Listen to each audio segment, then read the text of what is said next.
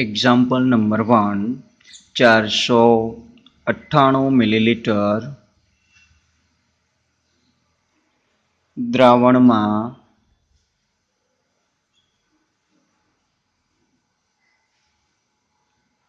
6.7 gram acetic acid CH3COOH acetic acid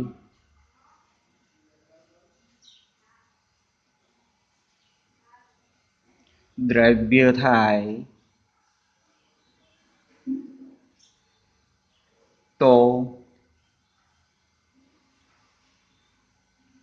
બનતા દ્રાવણને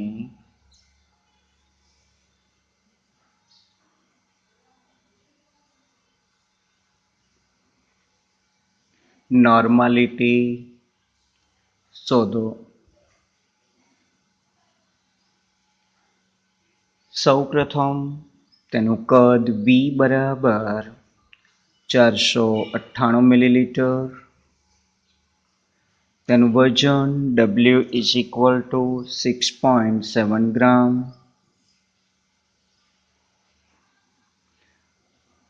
તેનું આણ્વીય દળ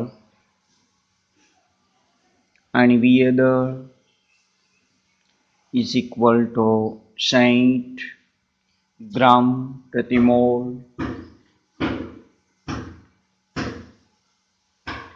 તેની બેઝિકતા એસિટિક એસિડની બેઝિકતા CH3COOH, તેનું આયનીકરણ કરીશું તો CH3COO plus negative plus H plus, therefore બેઝિકતા 1 થાય.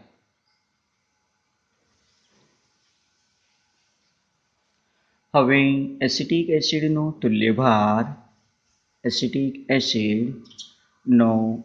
તુલ્યભાર બરાબર આણ્વીય દળ ડિવાઇડેડ બાય બેઝિકતા is equal to 60/1 is equal to 60 gram તુલ્ય ઇન્વર્સ. હવે નોર્માલિટી બરાબર સપ્રમાણતા નોર્માલિટી ઇઝ ઇક્વલ ટુ દ્રવ્યનું વજન ગુણ્યા 1000 ડિવાઇડેડ દ્રવ્યનું તુલ્ય દળ ઇન્ટુ કદ મિલીલીટરમાં is equal to 6.7 into 1000 divided 60 into 498. સાદુરૂપ આપીશું તો 0.22. આમ નોર્માલિટી ઇઝ ઇક્વલ ટુ 0.2, જે આન્સર તરીકે ઓળખાશે. એક્ઝામ્પલ નંબર 2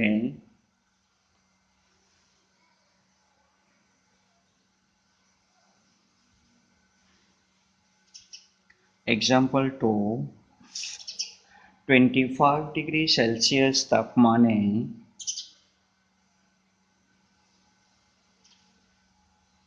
સલ્ફ્યુરિક એસિડના H2SO4 ના 200 મિલીલીટર જલીય દ્રાવણ માટે H3O પ્લસ ની સાંદ્રતા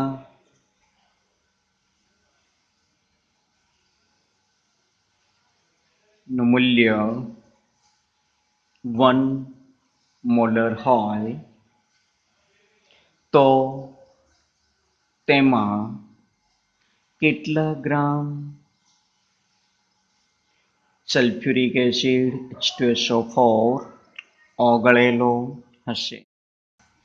અહીં hydrogen is equal two 1, oxygen is equal to 16, sulfur is equal to 32 ગ્રામ પ્રતિ મોલ, જે તેના પરમાણ્વીય દળ છે. Therefore H2SO4 નું આણ્વીય દળ એટલે કે અણુભાર H2SO4 નું આણ્વીય દળ is equal to 2 times of hydrogen, 1 time of sulfur plus 4 times of oxygen is equal to 2 times of 1 plus 1 time of sulfur 32 plus 4 times of oxygen 16. સાદુરૂપ આપીશું તો 98 ગ્રામ પ્રતિ મોલ. અહીં સૌ પ્રથમ સલ્ફ્યુરિક એસિડ માટે H2SO4 માટે H3O પ્લસ મતલબ કે H પ્લસ આયનની સમજૂતી મેળવીશું.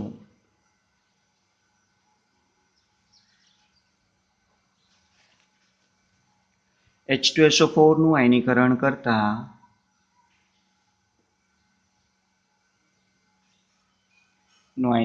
કરીશું તો 2 times of H plus ion plus SO4 minus 2 ion. અહીં એ સમજવું જરૂરી છે કે તેમાં H plus ion concentration is equal to H3O plus ion concentration બંને સમાન થશે. સલ્ફ્યુરિક એસિડ માટે H3O ની સાંદ્રતા સમજીએ તો કે H3O plus ion concentration is equal to તેની સાંદ્રતાનું મૂલ્ય 1 આપેલું છે, પરંતુ ફેરફાર થતા ઇલેક્ટ્રોનની જે સંખ્યા છે તે 2 થશે, માટે તેની સાંદ્રતાનું મૂલ્ય 0.5 મોલર થશે. હવે કદ V is equal to 200 ml આપેલ મૂલ્ય છે. મોલારિટી બરાબર 0.5 મોલર. વેઇટ વજન શોધવાનું છે. આણ્વીય દળ is equal to 98 ગ્રામ પ્રતિ મોલ. હવે મોલારિટી બરાબર દ્રવ્યનું વજન ગુણ્યા 1000 ડિવાઇડેડ બાય દ્રવ્યનું આણ્વીય દળ ગુણ્યા કદ V millilitre. Therefore 0.5 into 0.5 is equal to વજન ગુણ્યા 1000 divided by આણ્વીય દળ 98 ગુણ્યા કદ V 200 millilitre is equal to વજન શોધીએ તો 0.5 into 98 into 200 divided by 1000. સાદુરૂપ આપીશું તો 9.8 ગ્રામ આન્સર થશે. આ જ પ્રમાણે example number 3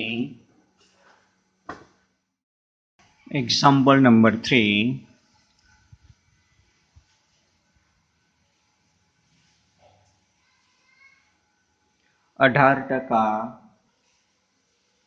weight by weight NaHCO3 sodium બાયકાર્બોનેટના જલીય દ્રાવણની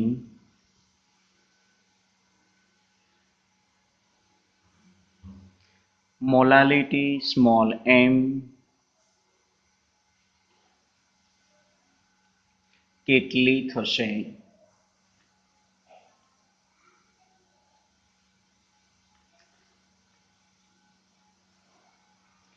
અહીં Na નું પરમાણ્વીય દળ 23, ઓક્સિજન 16, હાઇડ્રોજન 1, કાર્બન 12. સોડિયમ બાયકાર્બોનેટનું વજન W is equal to 18 gram.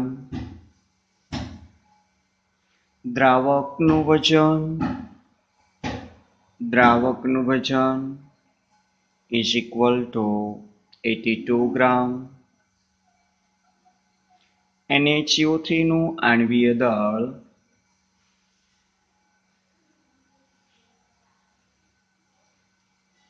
is equal to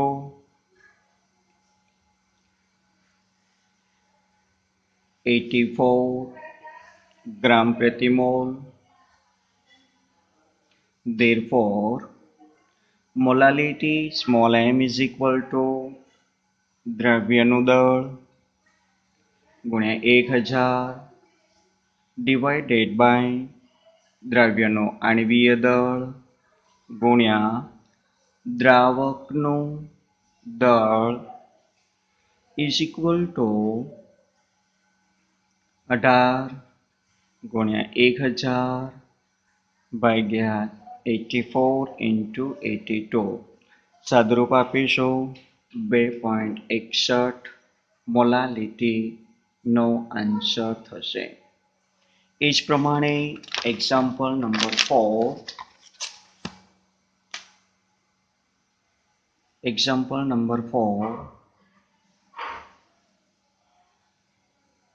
7 litre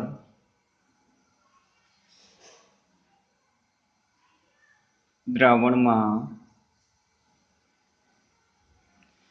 1111 gram potash એલમ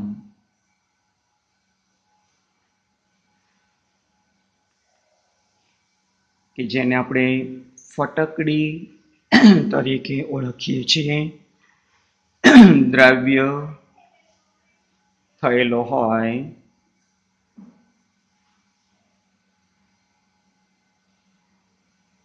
તો દ્રાવણની મોલારિટી શોધો.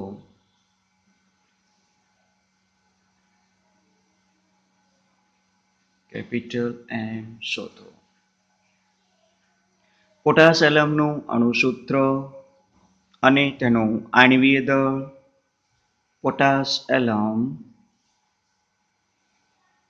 નું અણુસૂત્ર K2SO4 Al2SO4 3 times dot 24 times of H2O નું આણ્વીય દળ is equal to 948 ગ્રામ પ્રતિ મોલ. વજન બરાબર 1111 ગ્રામ. કદ V બરાબર 7 લીટર is equal to 7000 મિલીલીટર. આણ્વીય દળ is equal to 948 ગ્રામ પ્રતિ mole. Therefore, molarity is equal to વજન ગુણ્યા 1000 divided by આણ્વીય દળ into કદ મિલીલીટર is equal to 1111 ગુણ્યા 1000 divided by 948 ગુણ્યા 7000 સાદુરૂપ આપતા 0.167 is equal to 0.17 મોલારિટી આવશે. એક હોમવર્ક માટે વિદ્યાર્થી મિત્રોને જાણ કરવાને કે હોમવર્કનું કાર્ય પૂરું કરવું. અગાઉના સમયે આ દાખલાઓ જેવો જ આ હોમવર્કનો છે. Number 1 homework 11 millilitre 0.07 molar HCl અને 13 મિલીલીટર 0.05 મોલર HCl ને મિશ્ર કરતા બનતા દ્રાવણની નોર્માલિટી શોધો.